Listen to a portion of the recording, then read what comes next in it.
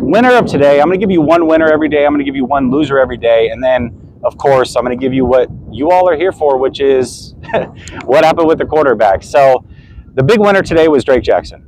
Absolutely crushed it today. He had a pass breakup on Elijah Mitchell. It was a Trey Lance throw, a wheel route out the left side, and he went stride for stride with Elijah Mitchell, a good 20, 25 yards downfield, broke up the pass. The pass was actually well placed.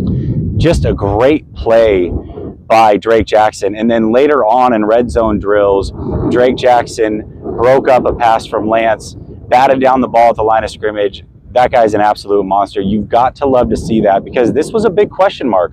Who's going to be there outside of Bosa? Well, I think we have our answer if this is how he's going to play. It's 100% Drake Jackson. So shout out to him. I would say the loser today would be probably Mason.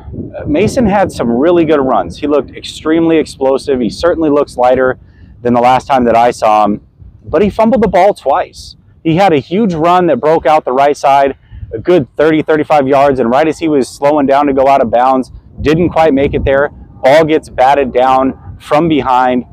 Not a good look. It was hard to tell because it was on the far sideline if it was recovered or not, but that wasn't good. And then he had a short run to the left side, ball batted out again. He fumbled twice. That is not a good look. And from what I hear, that's the third fumble he's had during the training camp. So he's got to pick it up. I mean, Mason's a guy that I think a lot of us all see the talent in. A lot of people talk about how, you know, he really could be the goal line guy and maybe even the number 2 guy off the bench behind Mitchell. Not if you're fumbling the ball at this rate in training camp, especially without pads. So pads go on tomorrow. He certainly has to find a way to pick it up.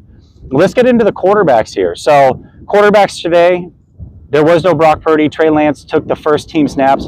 Here's one thing I want to note, because I haven't heard this from anybody, and maybe it was just a today thing, but when you hear first team reps, second team reps, and all those things, kind of, basically what happens is, you know, Trey Lance is the first guy out, no doubt, but they rotate players through, snap in and snap out, on offense and on defense. So I'll give you an example.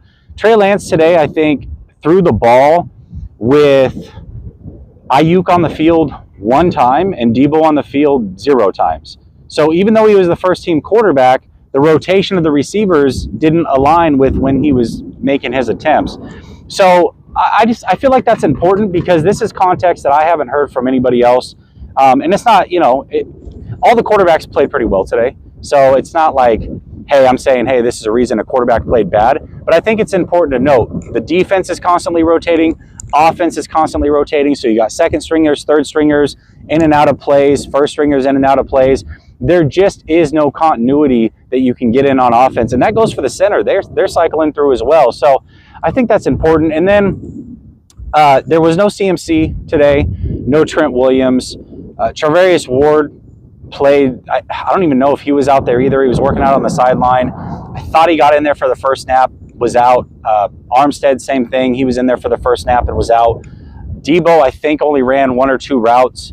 So not a lot of play from the starters that you're used to. But let's get into it. Trey Lance today went 4 of 7 with 2 touchdowns. There was a lot of red zone period.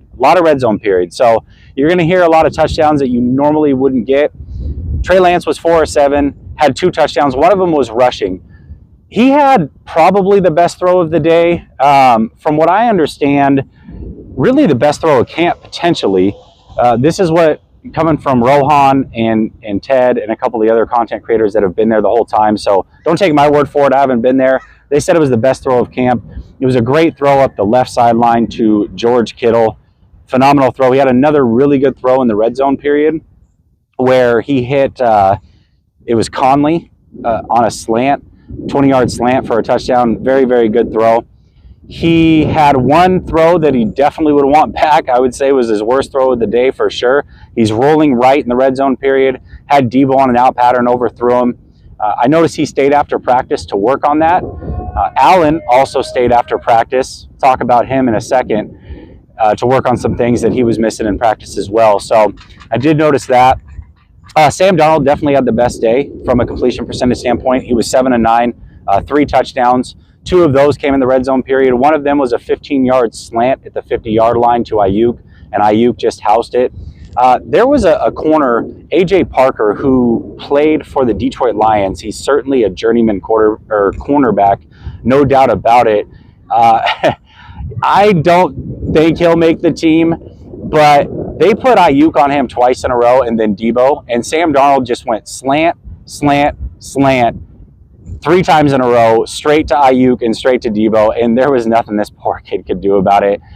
Definitely felt bad for him, but when you're covering number 1 receivers and you're trying to make a team, that's what they're going to force you to do. So Darnold definitely spammed the number 1 receivers 3 plays in a row and made poor Parker not look so good. Sam, I would say his best throw of the day was 100% a rollout to the right, hit Brandon Ayuk in the back corner of the end zone. Very, very good throw. He had pressure up the left-hand side. Awesome throw. That was his best throw of the day. His worst throw of the day would be an out pattern to George Kittle. It was a 5-yard out. Missed him. Kittle was open, probably 2 yards outside of where Kittle could get to it. But for the rest of the day, I'd say he was pretty sharp. And then Brandon Allen went 3 of 5 with a touchdown in the red zone. He had a couple awful misses. He had a throw up the sideline on the left, deep throw. Definitely underthrew it. He stayed after practice to work on that. His best throw of the day was a throw up the middle during the red zone period. Put it between two players, right in the end zone. It was a beautiful throw. And then he kind of fell off the rest of the day, didn't throw a ton. Quarterbacks played well today. Very interested to see how the pads affect things and change things for tomorrow. Brock Purdy being back tomorrow, or should be back tomorrow. Make sure you stay tapped in here at Last Second Sports. I'm going to be going live here with Ryan in a couple hours, so we'll see you soon. Peace.